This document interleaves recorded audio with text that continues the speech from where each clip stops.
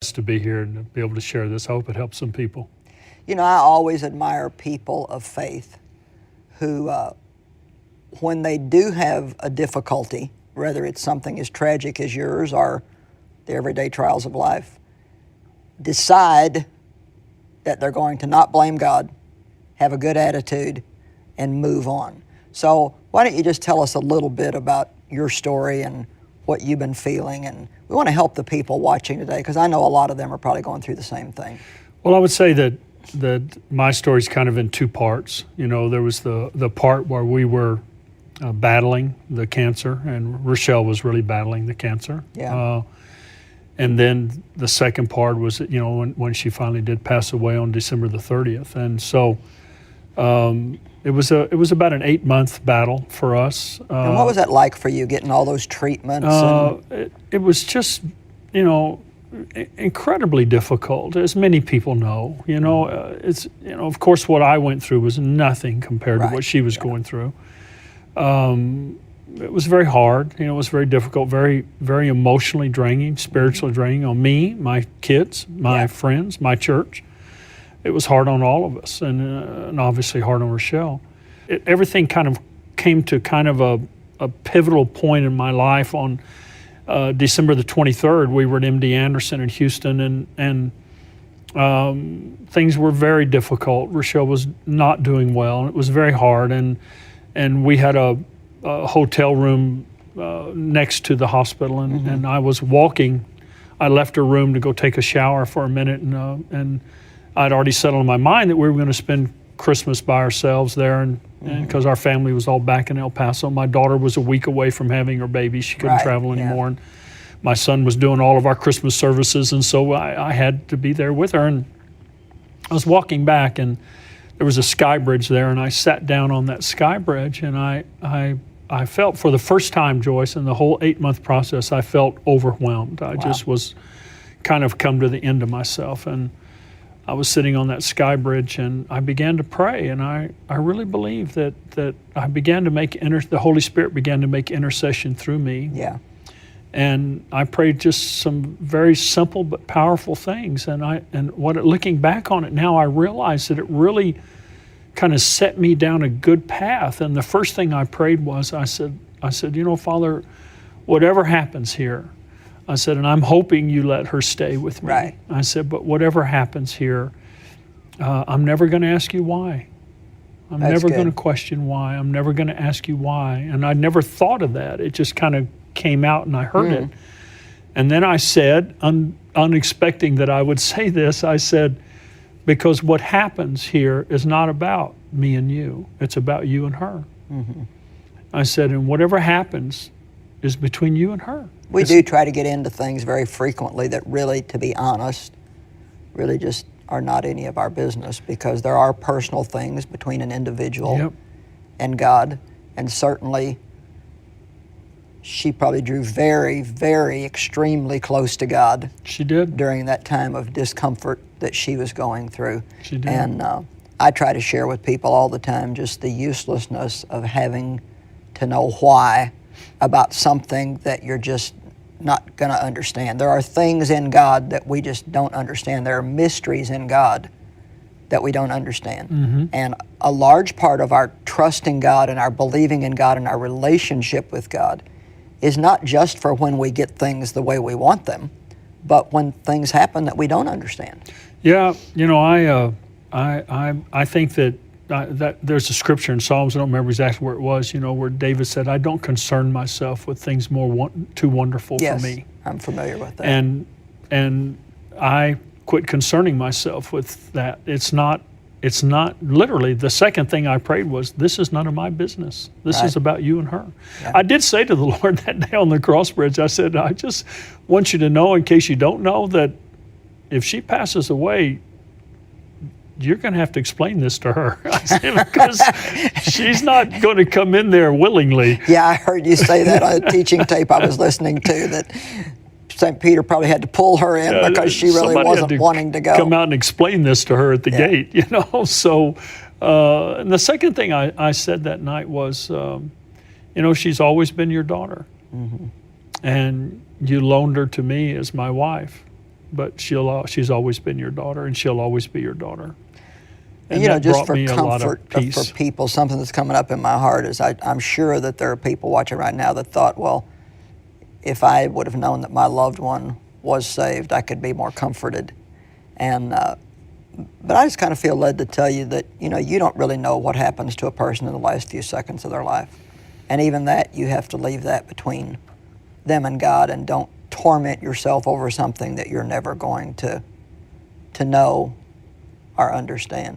And I just want to reiterate here that I think this, I know I talked to you just, I don't know if it was the day after she died or 2 days after. The day after. The day after you called me, and I remember how just profoundly spiritually impressed, if that's an okay word to use, that I was when you told me that you had told God, I'll never ask you why.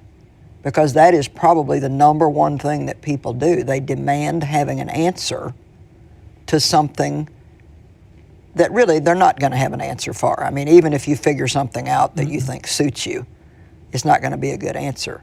And how wonderful it is to be able to say, God, even in this tragic thing that is so painful to me, I trust you. I looking back on it, Joyce, I think that was probably what set me down the path to where I am today. That I just, and I would love to take credit for it, but it wasn't me. It was the Holy Spirit in me. And I really believe that in making that decision, that it then opened me up to the future. I do too. Because if I had stayed there, I would still be locked back. Because I am convinced that I would still be asking God why, and He wouldn't be saying a word to me. Right. It's none of my business. Yeah. It's none of my business. And it's what happened there was not about me and him. It was about her and him. It is very hard to understand why someone like Rochelle, beautiful woman, being used by God, helping so many people, just really in the prime of life, would die. And then you have people that are seemingly as mean as a snake. Yep. You know, that just live on and on and on and on. But one of the things we have to keep in mind is that God is a lot more concerned about eternity than we are sometimes. And Rochelle's future for eternity was settled. And a lot of these people who don't know Christ, theirs is not. And we need to thank God that He is more long-suffering with them and continues to give them an opportunity. You know, we're going to return and continue talking with Pastor Neiman. We've got some other very beautiful, I think, comforting things to share with you. So be sure you stay with us. Well, certainly losing someone that you love can feel overwhelming. But God is our comforter, and He will help us through the pain of our losses. With me is Pastor Charles Neiman.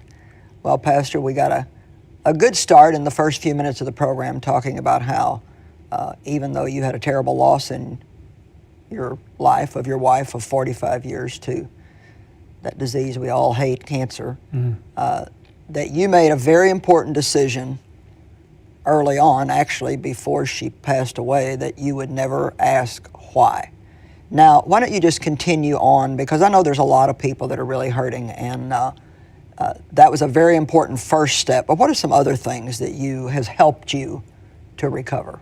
I would say that immediately in the next couple of weeks after she passed away, that I basically, looking back on it now, it didn't come to me like this, but looking back on it now, there's been like 4 major things that I've done and continue to do that have really just solidified my life, my kids, my church. The first thing I knew when I was driving home that Sunday morning, I was at the first service, our first Sunday morning service when she passed away. She made me go to church that day. Made you go to church. I like that.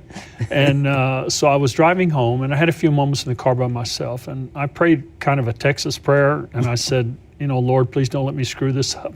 You know, help me. Well, actually, that's important. I remember hearing that on your teachings, and I kind of want to just explain to the people what you meant by that. That as a believer, as a man full of faith, as a man leading other people, and even just as our witness as a Christian, what did you mean by don't let me screw this up? Well, I knew that I could not let my kids down.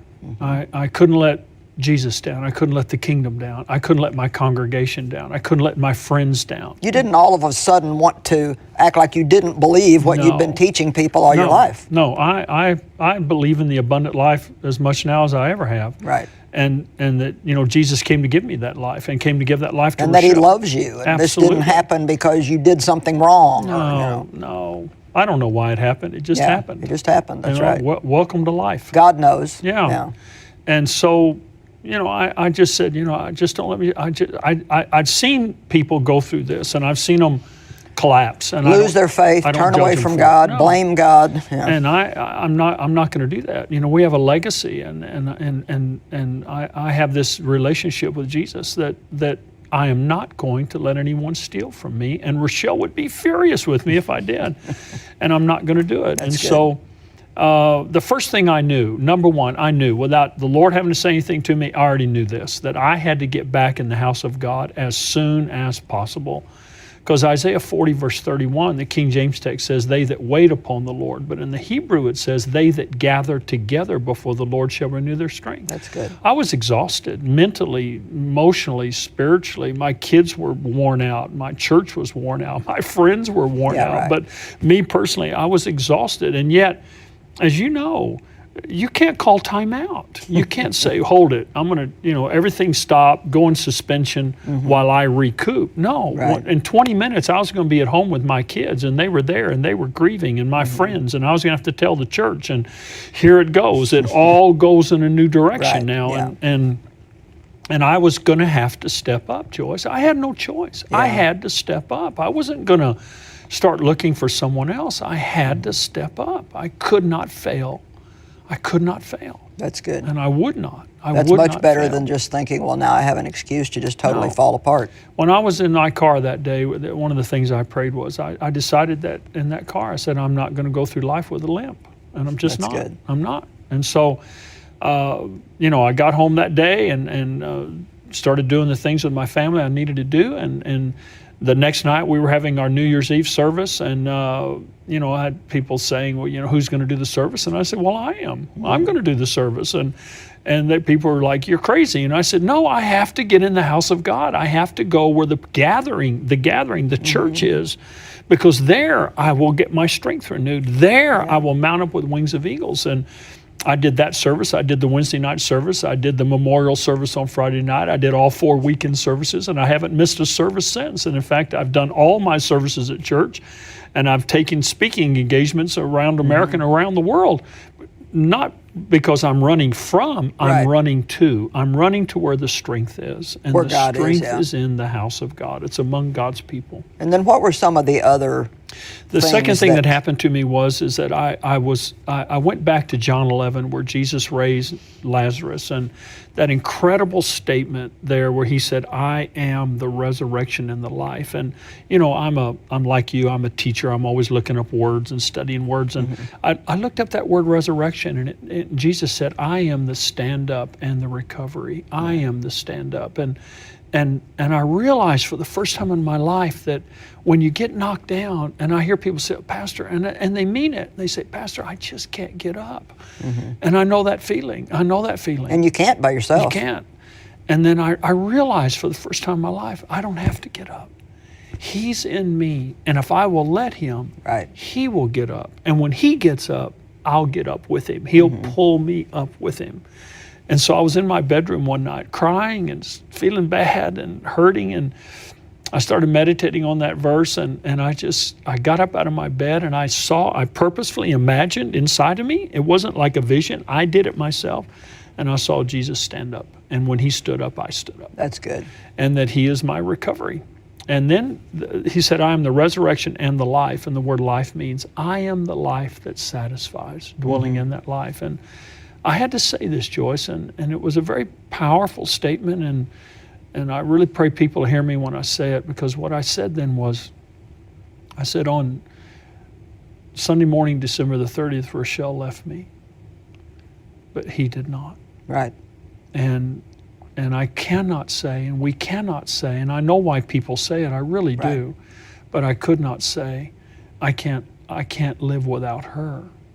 She did not give me life. Right. He gives me life. And She left, but he did not. And so I had to take that burden off of her, Right. that she was the one that I live for, and I had to put it on him because he's the one that he's the life that satisfies. And I think people even have to be careful about developing a mindset as the years go by that, well, my kids are my life, or my spouse is my life, or my ministry is my life, or my business is my life, because none of those are our life. They're part of the life that God gives us, but he is our life.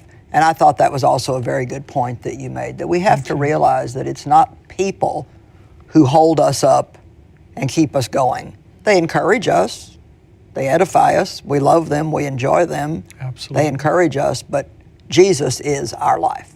He is that life that satisfies, and by reminding myself of that in a greater way than I've ever understood it, then I was able to keep going forward. And then the next thing was, 2 Corinthians 11, it goes back to what happened to me on the Sky Bridge, but Paul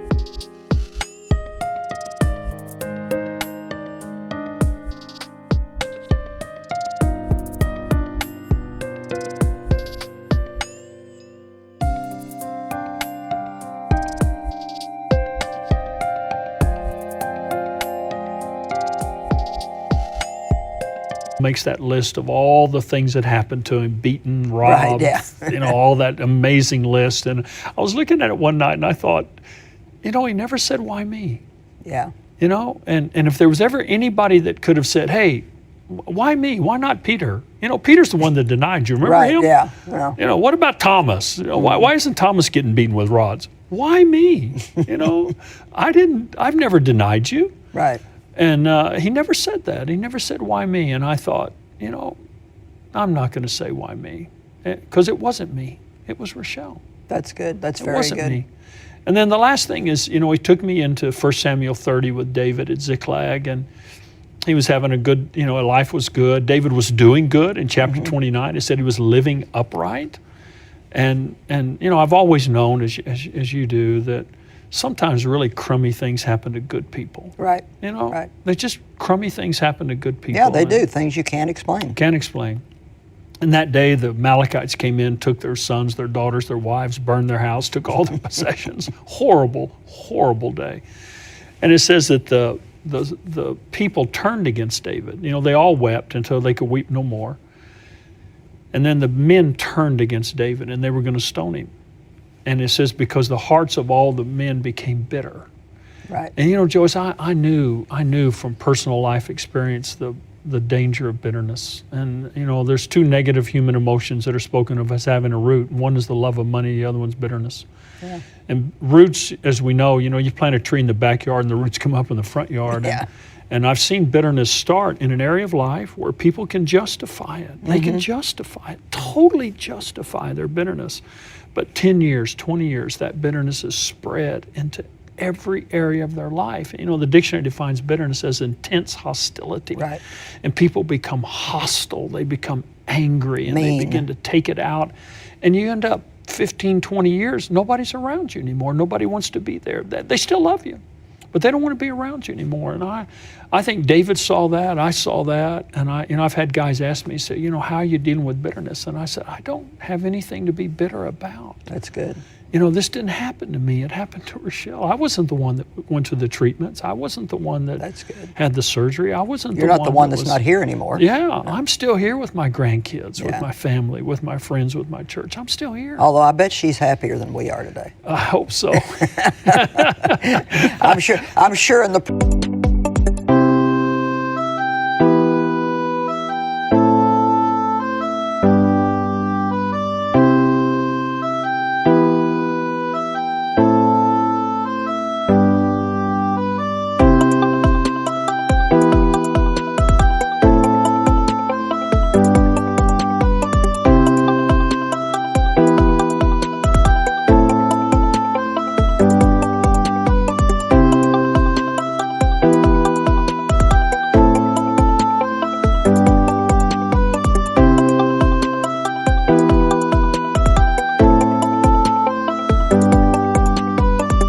presence of God that she's happier than we are. She's dancing like crazy. Well, you know, sadly, Charles, we're running out of time here, so I want to just Okay. make a couple of comments here to bring comfort to the people that are watching. You know, God is a God of justice.